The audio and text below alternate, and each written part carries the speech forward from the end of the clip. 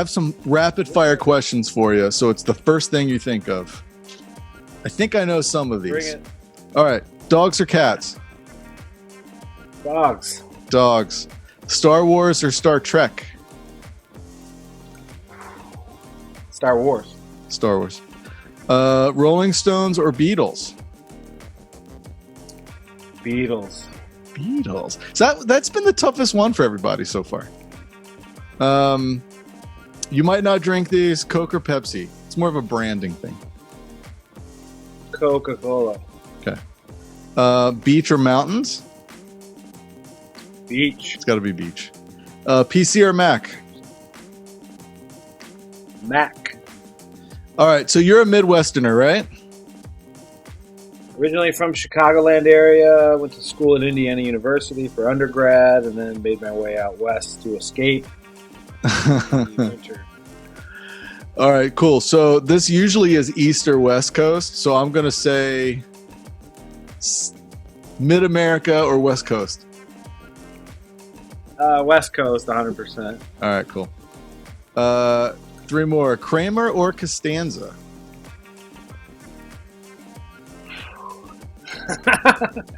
Costanza. Superman or Batman? Batman. All right, I think I know this one. Kardashians or Osbournes? Osbournes. Awesome.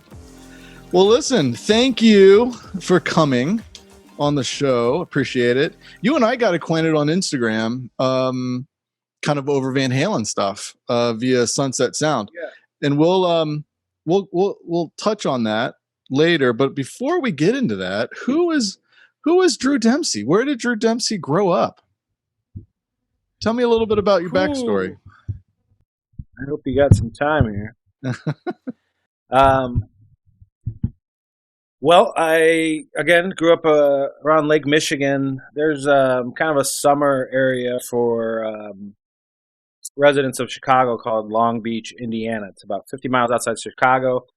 I grew up there. My father was a realtor and also a promoter for Buddy Guy in Chicago.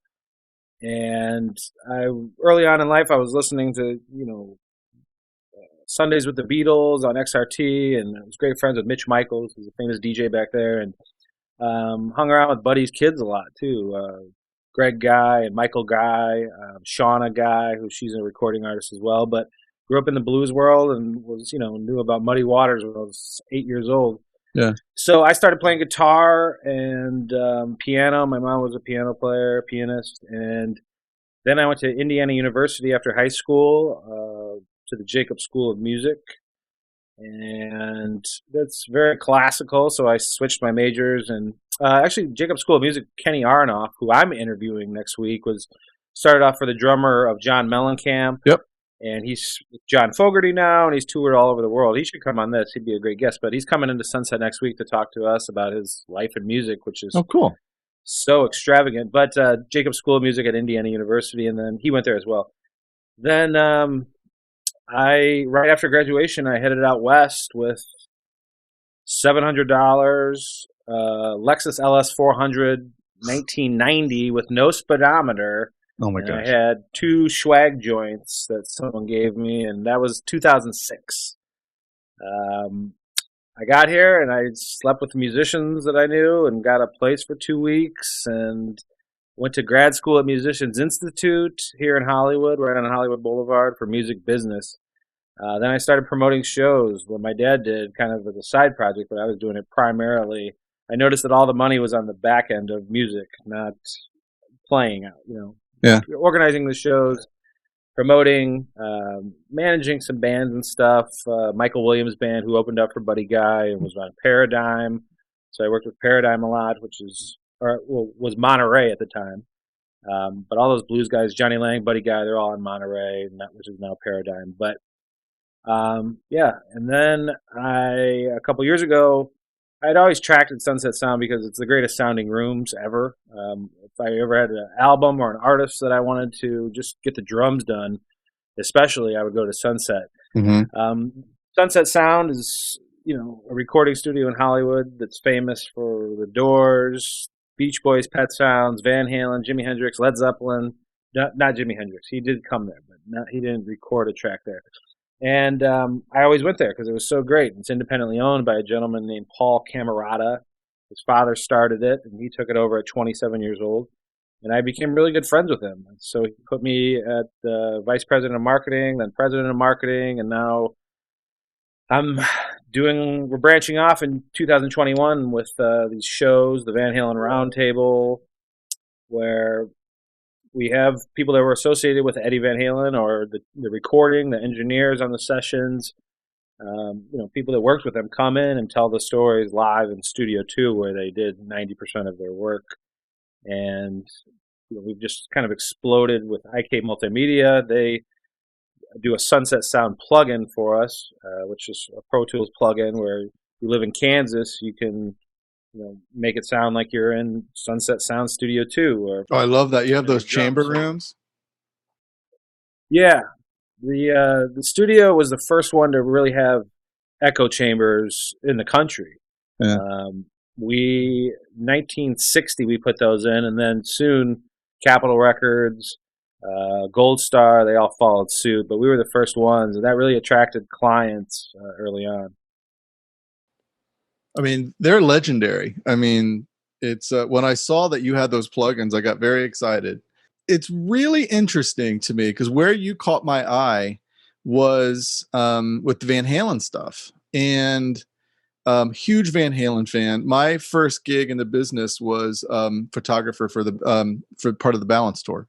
But your stuff reached out to me because, first of all, as someone that's in video production and branding and marketing, I thought what you're doing was genius because in the age of, I actually wrote it down here. We're in the age of like laptop home studios, and you and Sunset is just legendary. And most of those kind of recording studios or businesses that are perceived to have their heyday at another time haven't caught up with branding and media and online distribution, online video. And you guys just knocked it out of the park. And you're making recording such a cool thing now. And I'm just telling you, I really, really appreciated it. You guys doing it, you guys sharing the story, and it's weird to say, but I'm happy for you guys that you jumped on. I think to your leadership, behind your leadership, to jump into this world and really kind of make a splash. Yeah, the place is so magical. We're right on Sunset in Hollywood. Again, we're independently owned. The original owner, Walt Disney started. It was only Disneyland recordings, like The Parent Trap and Bedknobs and Broomsticks, Bambi, all those Disney recordings, the rides even. Tootie Camerata, who started with Walt Disney, built it because he needed to track all his music for these films. So it was Disneyland Records. Tootie was the head of Disneyland. And then we got signed with A&M Records and like Brazil 66 and those kind of acts came in. But then when, the Doors came in, it became really a rock and roll house. But the philosophy for this whole 60 years we've been open is no cameras. We don't take pictures of the artists that are coming in here to work. We don't take any pictures of them. So, recently we've been getting approached by photographers that the bands or artists would come in. So they were emailing us stuff and kind of saying like, hey, I didn't know if you wanted to see this. Here's Frank Zappa, playing a cello in Studio 2 for Hot Rats. Or here's Brian Wilson at the console during Pet Sounds or Good Vibrations. And Brian still comes in a lot. But all this stuff just made me think like, we need to, that was kind of the thing though. It was mystique. That's why people wanted to come there. The emails I get every day are hundreds of them. Just, can I please come in for a tour? My dad, was a recording engineer. We can't do that. One, it's COVID, liability, 100 other reasons. But we're kind of opening the doors digitally now. One, it's lucrative. Two, we want to document the story here for, as long as it goes on.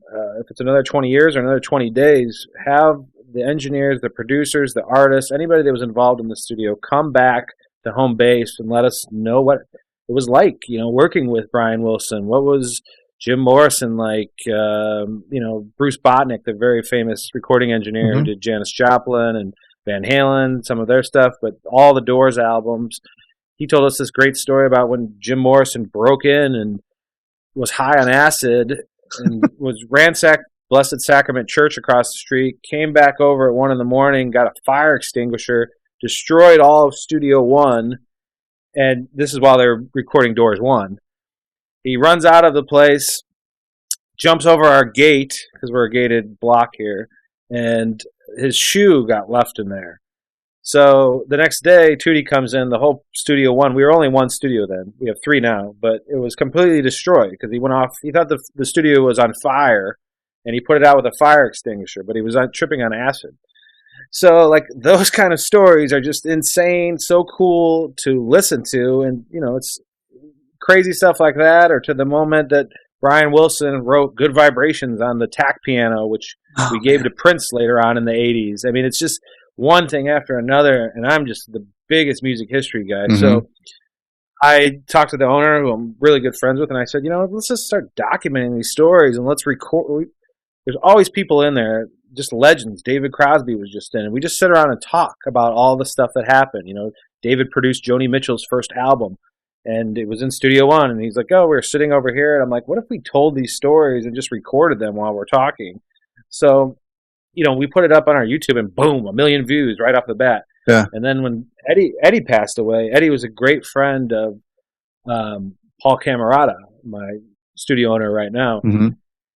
You know, he did 5 albums there. They traded cars back and forth, and that was a huge shock. So we wanted to do a Van Halen November and gather as much information, share the work orders, share the recording process, you know, some master tapes we had acquired, and some cool stuff. And, you know, the reaction to that was just so amazing. And then also we realized that we can't ever begin to talk about Van Halen or Eddie or the music writing or Don Landy or Ted Templeman, who's coming in as well next week, but in 1 month. So we're like, let's just do this forever. And when people come in, we'll sit down and just have a couple cameramen start it up and run the sound, and then just share it with everyone. We don't charge money. We put it on our YouTube, which gains some ad money, but the stories, they need to be documented so we can, you know, in 50 years, you know, the Doors music, if you're looking into it, you want to see where the studio it is, you can go in there and see a studio tour on our YouTube. You can listen to Bruce Bodnick, the engineer, tell these crazy stories about how he got Robbie Krieger's guitar to sound like the Butterfield Blues Band. All these, you know, just amazing things. And it's, you know, it's nice to share it with all the fans, because that's the music that is the real music that inspired everything. And, you know, just, it's never ending. Rolling Stones 3 albums, Doors 5 albums, Van Halen 5 albums, Beach Boys, you know, they have like 20 different projects there. David Crosby, Buffalo Springfield is pretty much built there, and Jim Messina, who I just interviewed as well, Loggins Messina, he'd be another great guest if you want me to refer him to you, but he started as a staff engineer at Sunset Sound. Yeah, Jim Messina was started at 19 years old as a studio tech, and he started tracking for Buffalo Springfield and Neil Young and those guys, Stephen Stills, and then he got in the band, played bass for them. He had to audition for their last album when Dewey got busted with pot and got sent back to Canada. And so, Jim Messina got in the band, and then he produced the last album, and then he went on to, you know, write the most amazing material ever. Sure. With Kenny Loggins and solo, and just incredible stories. I could go on forever, but it's thank you. It warms my heart. As a music fan and a musician, you can see some of them in the background. I see that the Strat back there, Eddie's.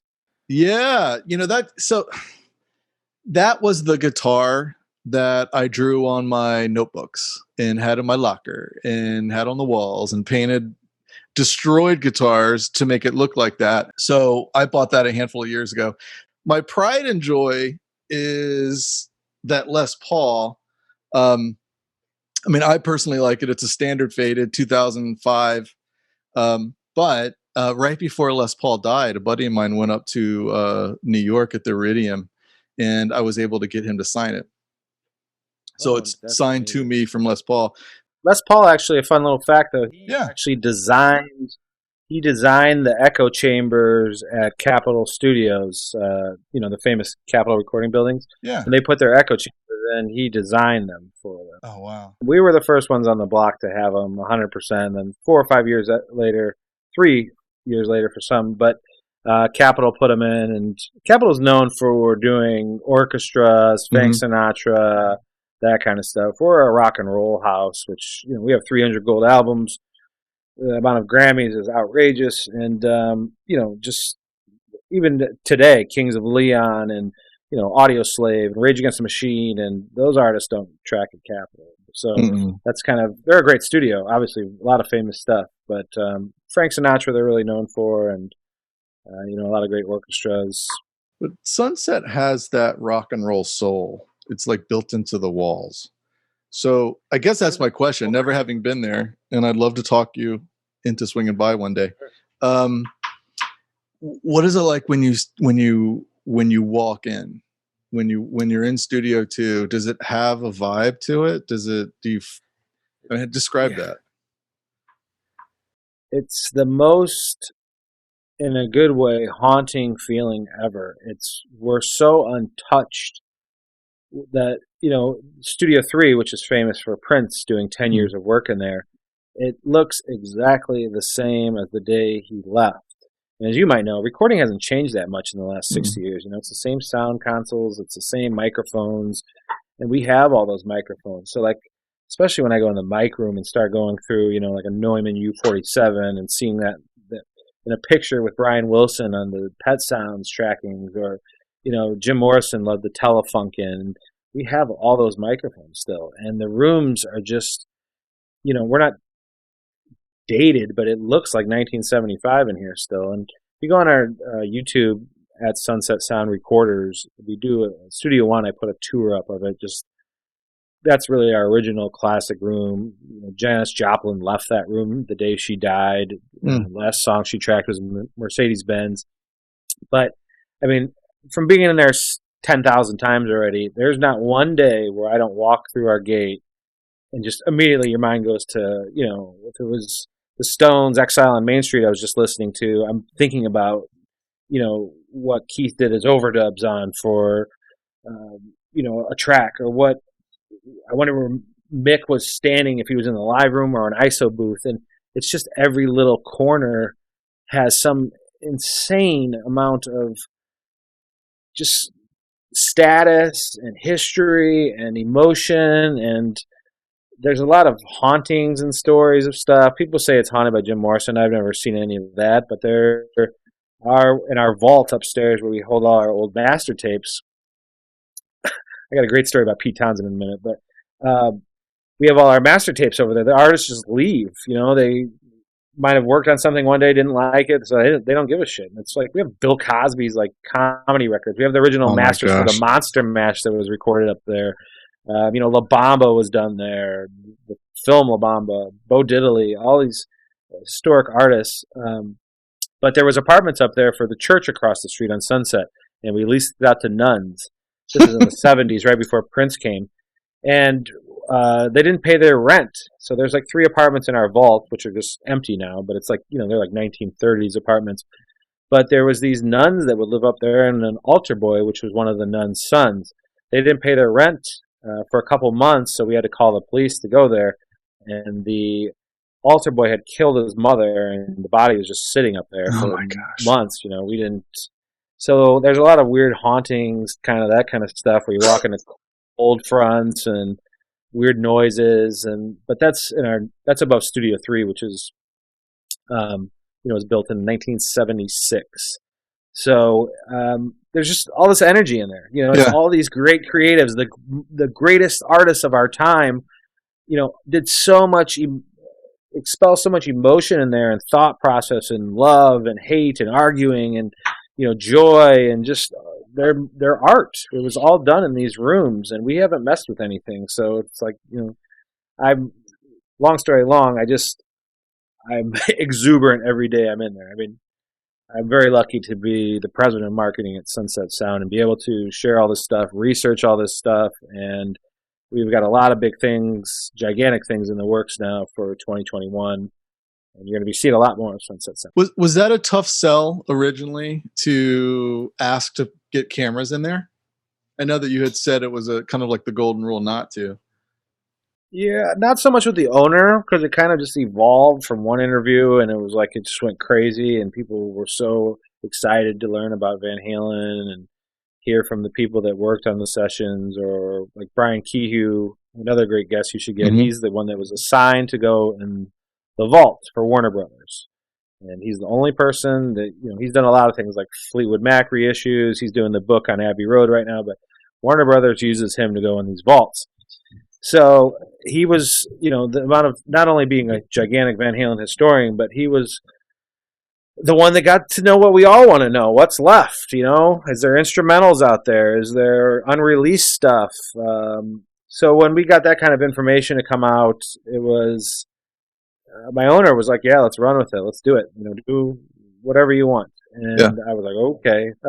Some of my people that work there didn't like it at all. They wanted to pretty much just no one gets to know what goes on in here, and that's why certain artists come here because they know that nobody's going to know they're here, and like Instagram and all this bullshit.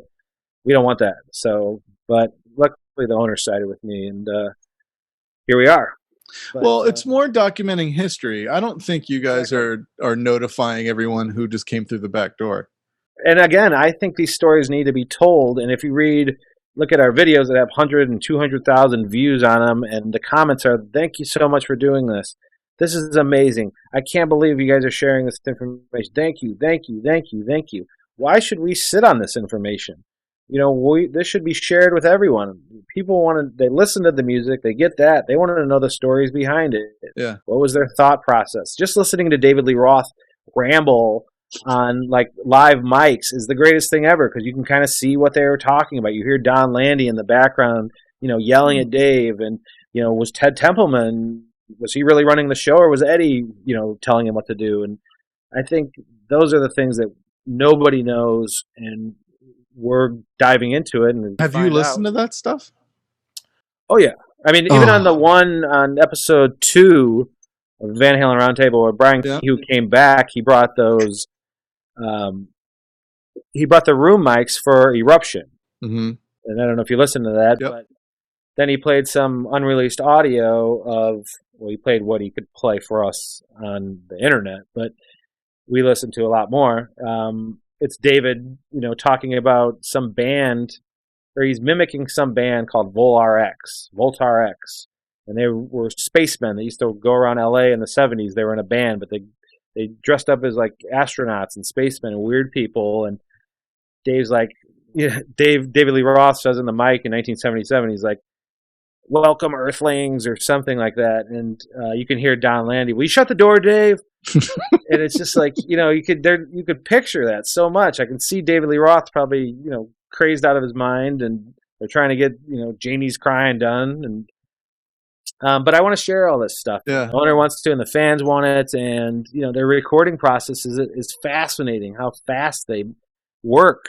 Unbelievable. All the work orders. They were a great band. They came in, the first time they came in 1977, April 4th, they did 25 songs for the demos. Ted Templeman signed him at the Starwood, brought him into Sunset Sound.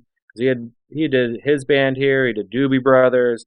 He was a very famous producer, actually. And this is a great book, Ted Templeman by Greg Renoff. He'd be another great guest. I have it. They did 25 tracks on 10 rolls of tape in one day. I mean, that's insane. It's those stories that are a part of history, right? And they're intertwined with everything involved in that music. So when I come out to LA to do work, I always have to go to and it might sound silly, but I always have to go to the Rainbow Room. And I just love sitting there because there's just that vibe in the room that like Led Zeppelin was over there probably in that corner, and God knows what happened under, all sorts of things. But it's like, you never know who's in the room. That could have been the engineer for that, and that could have been the roadie for that, and that guy played, whatever. And it's just, it's like Sunset Sound is like that, but just amplified. I mean, it's just the creation where all that stuff happened, and just that mojo. And it's, no one knows where it comes from, but it happened there, in that building, in those rooms. The Rainbow actually has a great. I'm friends with that family, but they own the whiskey as Yep. well, and they just did a documentary on the Rainbow. But that place is my owner Paul Camerata. He sat in on an episode and told a great story about John Bonham because the limo wasn't there. He started throwing champagne against the wall, and I mean these guys lived it. Paul has been in the recording industry for 60 years. There's no corporate sponsor or partners of ours. It's just him and his dad. It's a father-son operation. It's a gigantic platform that they have here and have accrued. But, I love that stuff. And I don't care if it's cheesy or not. I think that stuff's simply amazing. And I don't care how old I am or how many times I've seen it. We would go sit outside and smoke J's when I moved here in front of the Guns N' Roses house. And, on Clark. And Motley Crue lived right there. And it's there's something magical about that. I appreciate you telling those stories. I love what you're doing and aside from that, on the branding side of things, you're just doing a really, really good job. Thank you. Telling these stories, so I'm glad we found each other. Real quick though, the Chateau Marmont, if you come to LA, you can't just walk around the chateau, but sometimes you can sneak your way in there a little bit. That place is unbelievably cool. I mean, this is even before rock and roll. I mean, you're talking about Marilyn Monroe, Mickey Mantle. I mean, obviously, a lot of people know John Belushi passed away in one of the bungalows. But, I mean, if you really love Hollywood history and, Clark Gable and those kind of figures, that place and the hotel across the street, which is now Mondrian Sky Bar, that was an old hotel where a lot of, like, Charlie Chaplin lived.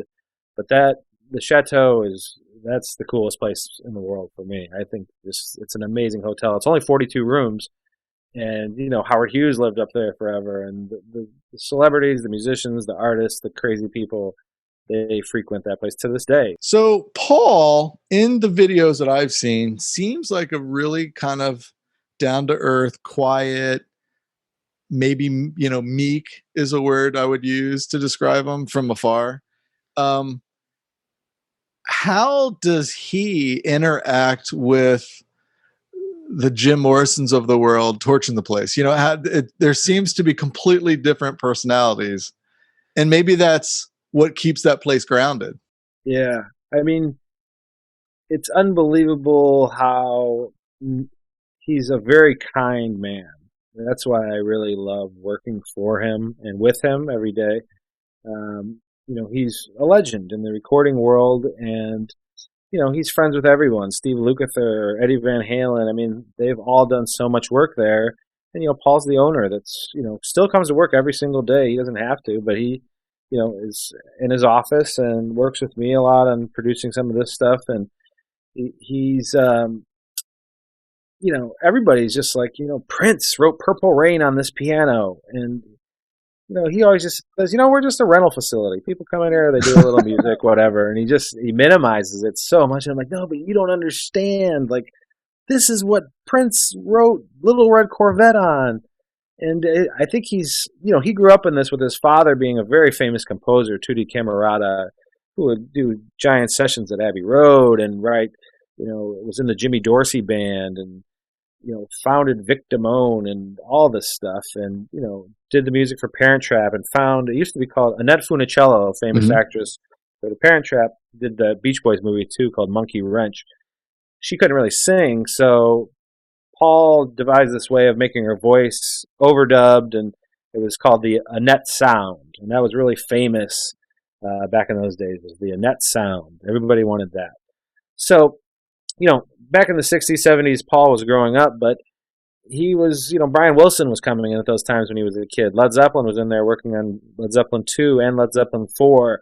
I think, it's just when you get that stuff early on in your life, it's not that he's not impressed. It's just he's so used to it. When he talks about Van Halen, like, one of the first things I did when I got there was interview him for the whole studio, which we have the history of Sunset Sound on our YouTube there, which we should probably update. But he was talking about, those kids, Van Halen, they were out here playing basketball. And, it's like, no.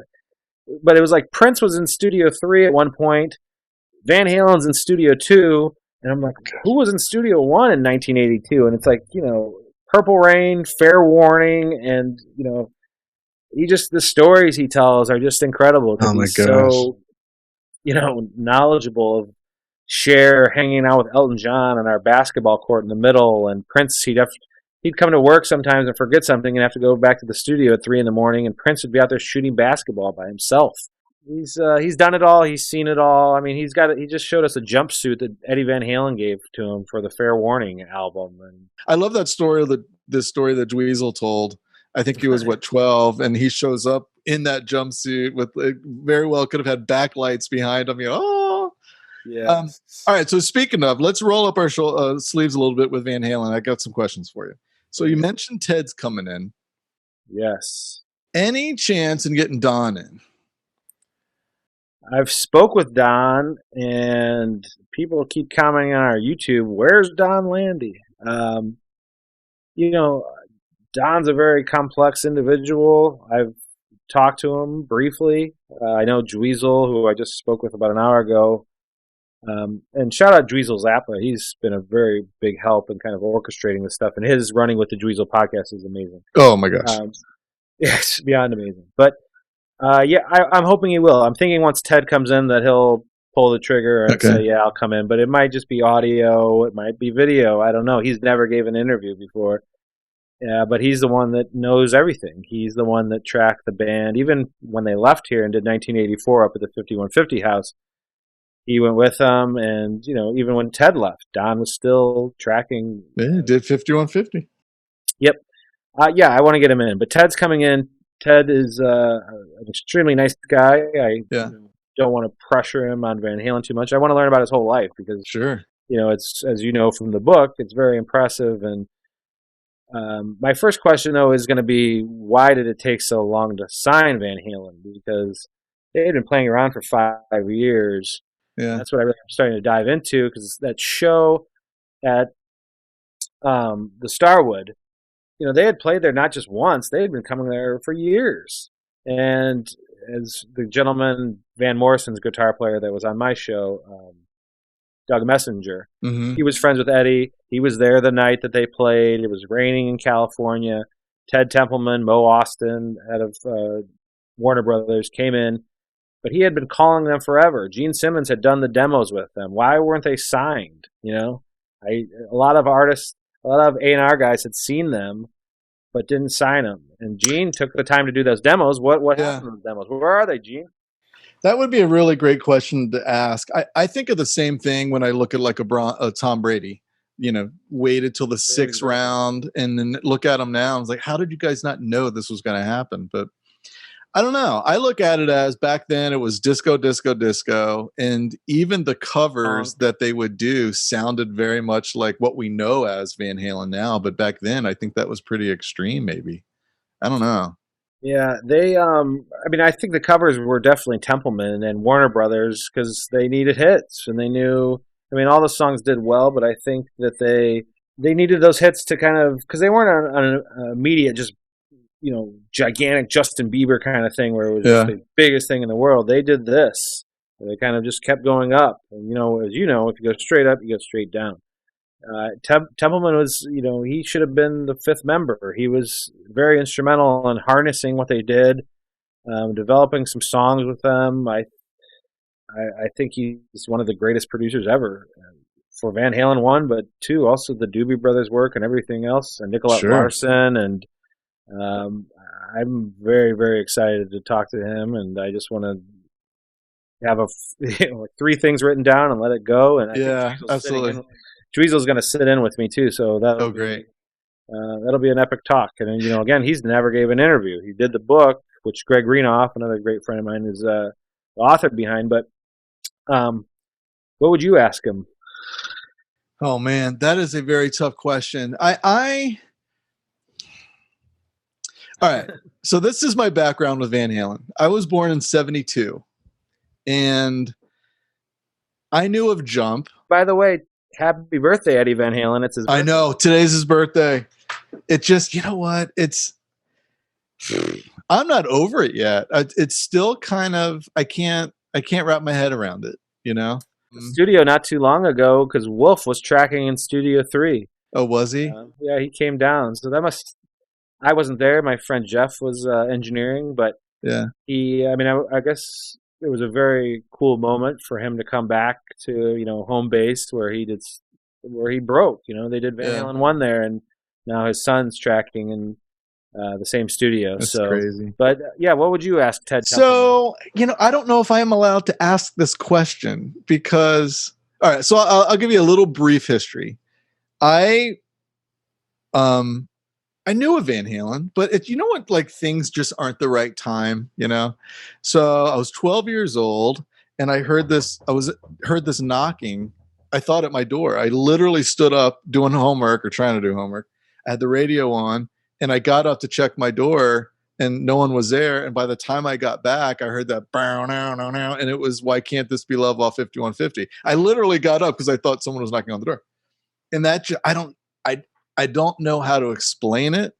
It just spoke to me. That's the best way I can. But anyway, long story short, I became entrenched with the Hagar era 5150 going forward. However, I'm not in that weird thing that Van Halen fans do that there's two factions. I went back and bought all the previous ones and just dove into it and spent like each summer was dedicated to it, at least that's how I remember it.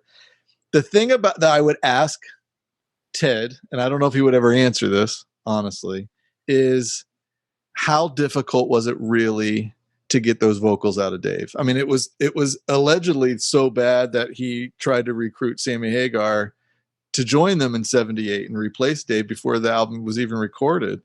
So I would ask that, but I don't know. That's probably not a good question to ask. Who cares? I mean, David, it's not like you're going to piss him off or anything, but that's that's a sadness of mine, quite honestly, because I look back and for that time, Dave was an amazing frontman. What I'll say though is that when I look back at it now, and I don't know if it's tainted from the 2007, 2012, 2015 Dave, I look back and it's just kind of everything was vaudeville. The only difference was he had hair, and I called the Samson effect. Dave had hair like Samson, and he had those powers, but when he lost his hair, kind of didn't have much left, in my opinion. And when with the last three tours, when you got to put that dance floor in front of the drum riser just so you can slide back and forth, that's what you got. I kept praying, come on, let's get Sammy back. Let's get Sammy back. Because that to me, that's just musicianship.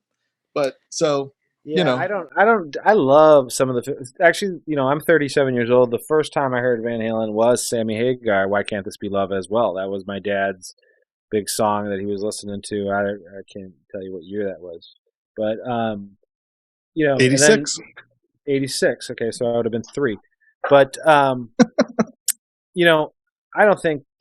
think that those first 6-7 albums are some of the greatest songs ever. I mean, that's another thing. Like, everyone focuses on Eddie being this great, innovative monster guitar player doing things that nobody else does, but they were such great songwriters. Oh my gosh. Like, they wrote the greatest songs. And I mean, even without the guitar, they would still be an amazing band. If, let's say Eddie was toned down 7,000%, they would still be, I think, on the radio because they wrote great songs.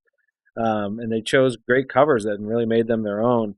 I think, the David Lee Roth stuff is so good, though. And, Templeman has stated in his book, and also, it's public knowledge, that Dave was going to vocal lessons on VH1, and he was labeled another Jim Dandy and all this kind of stuff, but for his looks. But, he had to work on being the vocalist that we see. I think it was, some overdubs and echo chamber and verb and all this other stuff. But it's almost, him being not the greatest singer is what makes it so great.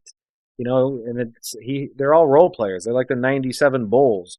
It's just like Luke Longley, Michael Jordan, they all do certain things, but they do them perfect. They do that area they have conquered. So I love every album. Yeah. So I'll take whatever I can get. So the last 3 tours, great. I would have rather had something else, but And I But saw him at the Hollywood Bowl 2015. It was fucking uh, awesome. It was like one of the greatest shows I've ever seen. you know what? I'll say this. I'll double down. I could not for the life of me figure out what possessed them to release that live album in 2000, whatever that was. I don't know when that was, 13 or something like that. Yeah. It is so bad. His vocals are horrendous. Yep. However, I've been listening to that thing. I mean, I didn't buy it. I didn't stream it. I didn't listen to it. I heard it once. I'm like, oh, I can't do it. I've been listening to that nonstop lately because they've never sound better.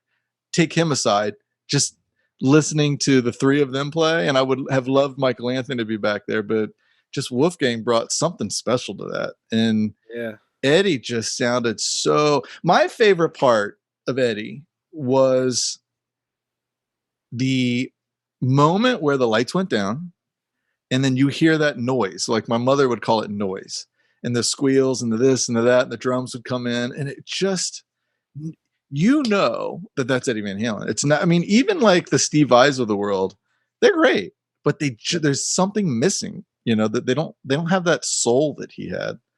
The other question I would have, and again, risque questions, I wanted to know, are the rumors true? Like, did Michael Anthony play on everything that he's listed as playing on? Because there's been so many, you know, Eddie's on record saying that he, you know, tried to replace him 3 or 4 times. Billy Sheehan has been invited to join the band a couple times. I just, you know, there's rumors that he wouldn't know this, but Van Halen 3 was Eddie playing bass. So there's, you know, there's rumors of that. So that's another thing. Cause I just, you know, I would love to think that was all Mike. He would probably never answer that question, but, those are the things though, like even that live album you mentioned and like all the stuff that's coming out. I don't know if you watched me and Dweezil, our interview, but yep. We talked about, you know, passionately how all these YouTube videos are emerging of all these concerts. I have people that have emailed me so much footage from like San Bernardino 75 and they're playing Running with the Devil. Like it sounds like complete garbage, but it's pure bliss to my ears. Oh yeah, yeah. You know, you want to find those spontaneous moments. How did they play it then? What were they doing? It's, you know, their talent, even 3 years before they came into Sunset, was almost as good as the day they were. I mean, they were just a great, gifted God, you know, placed this band together, and the story's so cool and the history. But, I mean, that's what we are looking for now. We go back and forth all the time. I really top Dweezil because I found, don't tell him, but I found this obscure Eddie Van Halen interview from 1982 where he says, I wrote a lot of Fair Warning on piano, and he wrote Unchained on piano. If you listen to Dweezil's podcast with Nuno Betancourt, Dweezil plays the piano and actually recreates Unchained how he thinks it would have been wrote. But to hear that and how it would have transcribed from piano to guitar. Hear about it later screams piano to me. Yeah. Exactly. But Unchained? Yeah, it's crazy. It's crazy. I mean, I thought that was just mind blowing. You know, what if, like, I don't think this could be possible. Mean Streets. I'm actually tracking down the work order for that right now. But I mean, that's the greatest song. My favorite Van Halen song. Is that your favorite? Oh, it's just so good, and the guitar and his. Dweezil says that G chord is the greatest G chord ever. And yeah, I mean. Van Halen 1's my favorite album, but Mean Street's my favorite song. My favorite clip that I've seen or heard, was Eddie playing Eruption, I think in 76, but he left out the tapping part. And I can only assume that he didn't want to reveal that quite yet, just like he was turning his back. So I think he left that section out until the record. Is this a YouTube video you saw? It's a YouTube video. I'll send it to you. It's amazing because it sounds like it, but then it's missing that.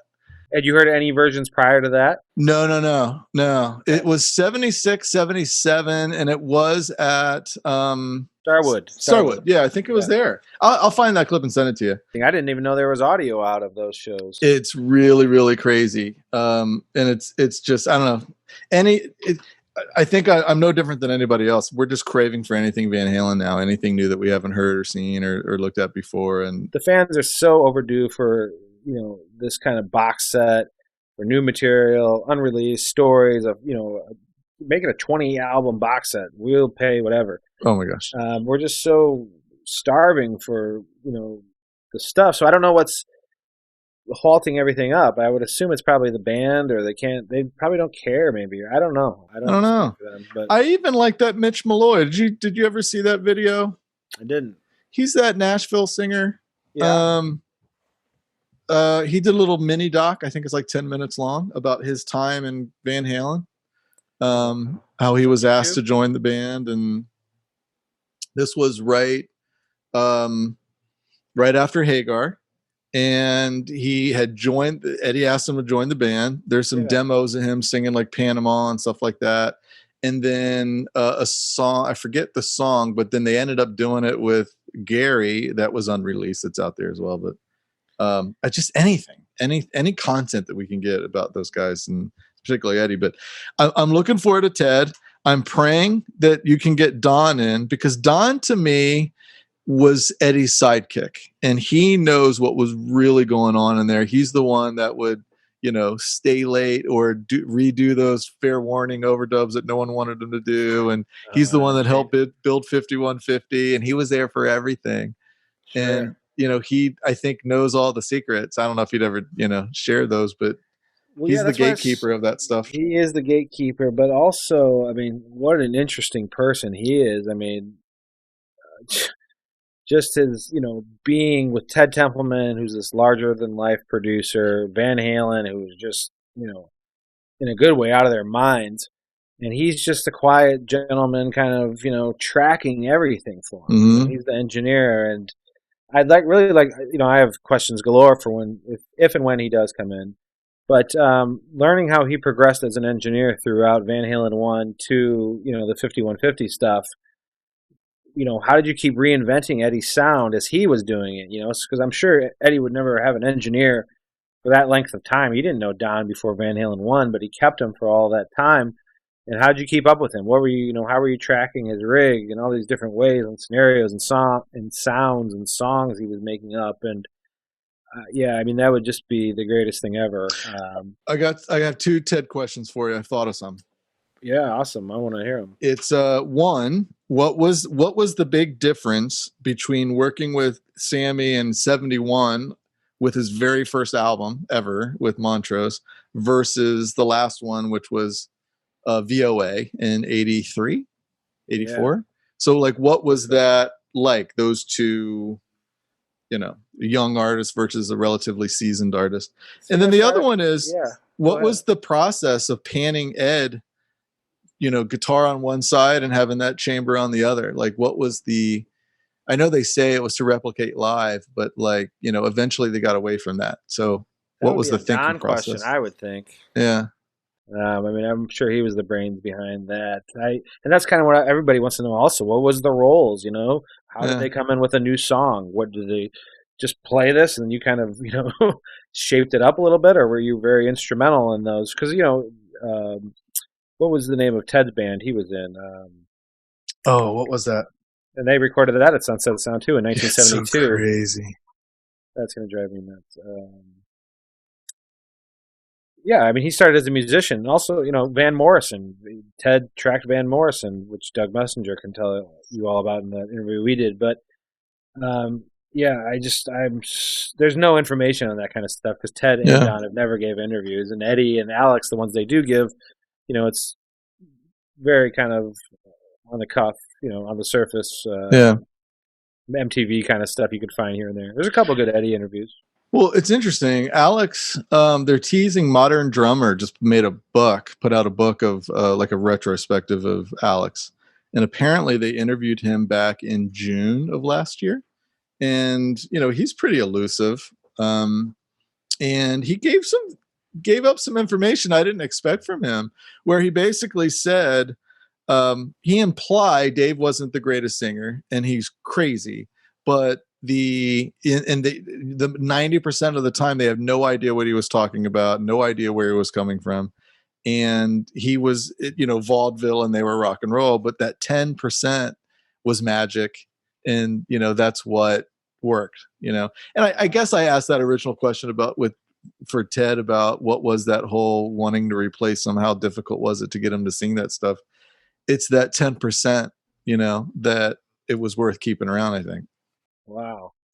Yeah. Yeah, it's weird when you see like stuff in that Modern Drummer. I'm sure that's legit, but then it's like, a lot of the stuff's fake that's coming out now. It's like Yep. kind of reissue interviews, and they're putting it up as new stuff. And I think the guys are just so burnt out. And now Eddie's passed away, and people are just going absolutely crazy. But it's from a good place because they want to know about it. But there's so much fake and disinformation out there, and with YouTube, you can put up fake thumbnails, and you click on it, it's not what it's supposed to be, and It's a world of clickbait.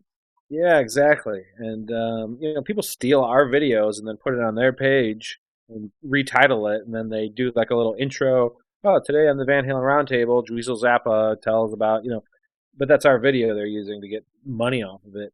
That's weird. It's just so insane all the time. So I always wonder what's real, what's not in print. And, Wolf's kind of playing police now, where he's going around Twitter, Instagram, and everywhere and just destroying people that don't go along with what he wants to have happen. He's in a tough spot. It's got to be really difficult to live underneath that shadow.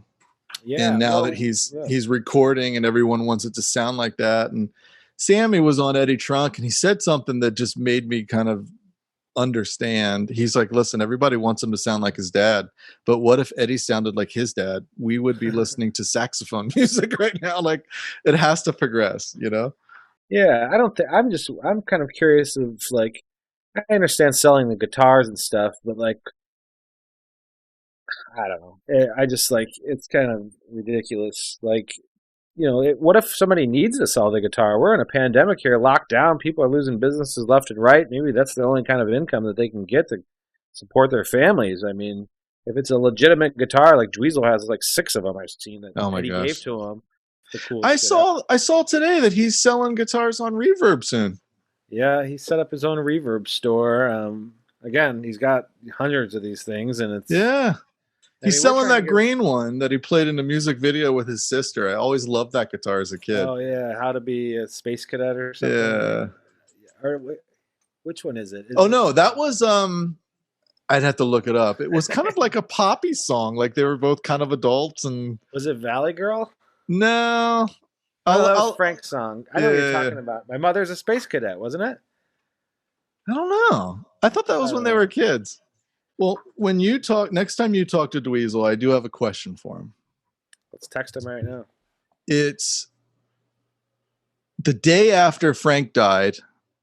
Eddie took him to Jimmy Page's Rock Walk induction. And after Frank died, Jimmy Page took Dweezil? I'm sorry. Eddie Van Halen took Dweezil to Jimmy Page's Rock Walk induction. And all these guys were there. Zach Wilde was there, Steve Lukather, and all these guys. Neil Schon. But there's recent footage that came out, like ENG footage of just the event. No announcers, but just B-roll of the event. And there's this moment where Eddie just leans into his ear and talks to him for like 3 minutes straight. And it's the day after Frank died. He wanted him there just to kind of clear his brain and get him away from all that. And I just was curious if he remembers what was said. Was it just kind of consoling in that moment?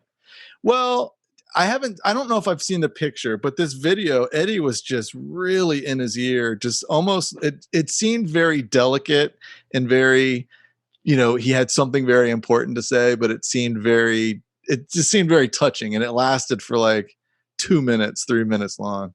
So I've been always curious if, I think that's what a lot of people don't realize or know about Ed. And, obviously there were times where, like that 2004 tour where, things were going sideways and he had his demons and stuff, but he was just an incredibly just humble guy, would do anything for you. There's story after story of him just running into the street and just, hey, I'll be right back, and giving some guy a guitar. Or Jerry Cantrell comes off that Balance tour that I filmed, and he was still living at his mom's house, and he shows up off the tour, and the whole entire garage are stacks of, 5150 amps and Music Man guitars. It's just, he was just that kind of guy.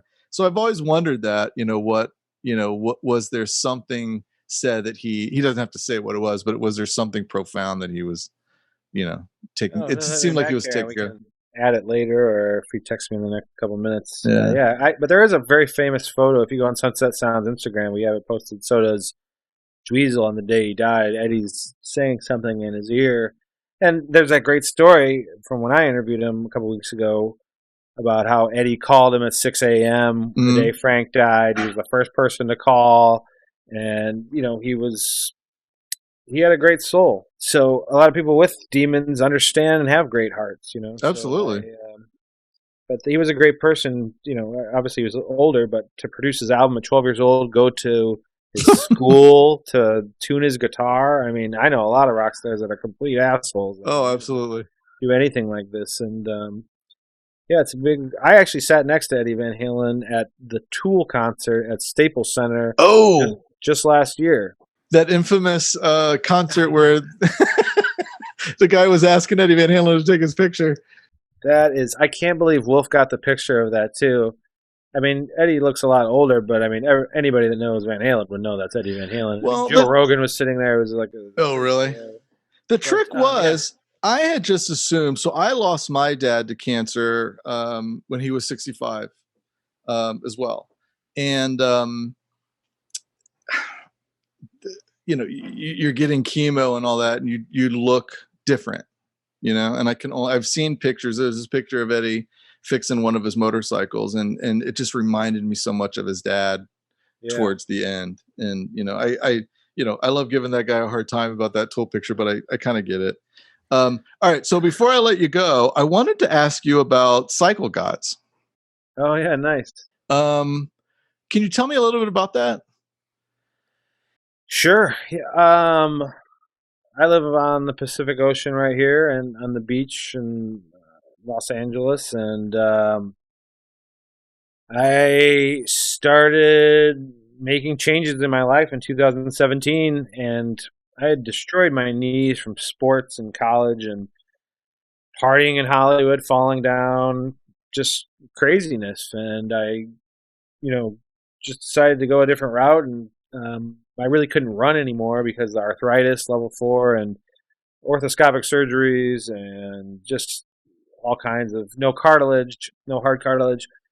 So I bought a bike and I started riding like 5 miles every day. And then, I go from Hermosa to Manhattan Beach. And then I started going Hermosa to Marina Del Rey. And then I started going Hermosa to Venice, which is 13 miles. And I developed this little course from Hermosa Beach to Venice Beach and back, 26.8 miles, and I started bringing friends on it and having discussions and talking about life and how to improve things. And I stopped drinking alcohol, and I was sick of the Hollywood party life. And it's comes, as Eddie Van Halen obviously knows, and just everybody in that mix, it can consume you, and for the detriment, your life can start veering the wrong directions, and you're not, you're wasting time. I think that's the worst thing in life, is wasting time. And as I'm sure your 20s reflect your 30s reflect your 40s, how you take care of yourself. So after raging out in my 20s, I didn't want to live like that in my 30s. So, 34, I started Cycle Godz, and I would just joke around on Instagram and, do cool little videos and stuff. And then in Venice Beach, I made a shirt that said Cycle Godz on it. I'm a cycle god.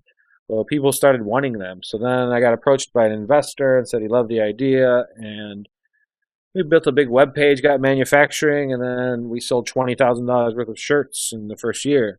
And now we're making donations to, different charities and stuff, and trying to help people.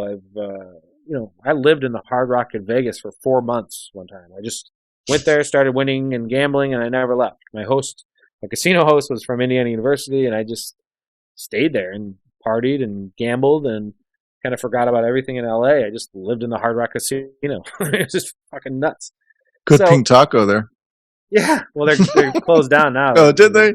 The Virgin Casino, but yeah, again, I mean, just I was sick of wasting any time in my life, and you know, waking up hungover, losing things, and I just found that this sanctuary on the bike, and having a hobby, it's a beautiful. If you live lucky enough to live in California, it's 70 almost every day, but exercising, conversing with people that are having hard times. So now we have like just kind of representatives all over. I'll send you a shirt or a hoodie. But yeah, cyclegodz.com. It's a great little organization I started, and now we have representatives in Florida and Georgia, and a lot of people are buying big orders in bulk of these shirts for like bike stores and cycling kind of outfits. And I got a bunch of celebrities to wear them. Nick Swartzen, great actor. He buys stuff all the time, and because he had a really bad problem with some stuff. He almost died in Colorado. There's stories about that everywhere. But yeah, we've had great success, and it's just kind of hit with people. It resonated. Well, I think I know why. I love it. And, I think everybody, you don't have to have a drug addiction or alcohol addiction to really be desperate. You know what I mean? Like everyone's struggling with all sorts of demons, and they're not necessarily what we all think they are at face value. So I pulled this quote off of your website. I'm going to read it to you, and I want you to kind of expand on that because I absolutely love it. I wasn't treating it as merely exercise, but missions every day to save my life. That just spoke to me because, it's, whether that's someone dealing with procrastination and they're wasting time. I mean, sometimes that's my issue. And it's like every day is a mission to kind of take that back and take your claim. But I can only imagine if you're dealing with alcohol or, drugs or whatever it is, whatever those demons are, this statement kind of, I think, is why it resonates with people. Yeah. I mean, we're all living on borrowed time. There's no promise we're going to wake up tomorrow, any of us. And I think in this day and age where, a lot of my friends waste their days sitting on Facebook all day.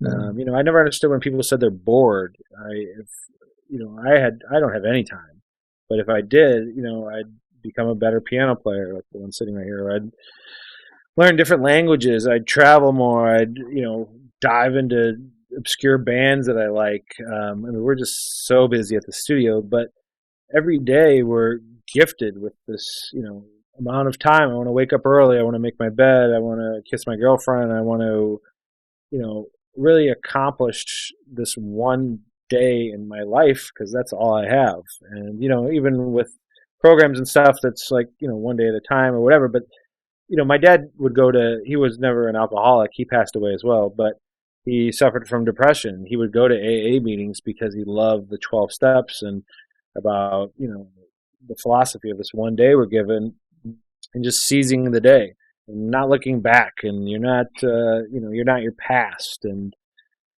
I just, it really, a great saying my dad said was, the past is a burden, the future's unknown, all we have is the now.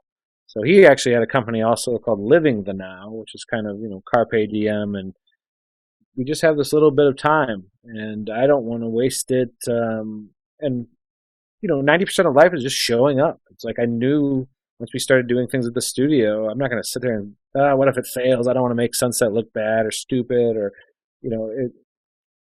just do it.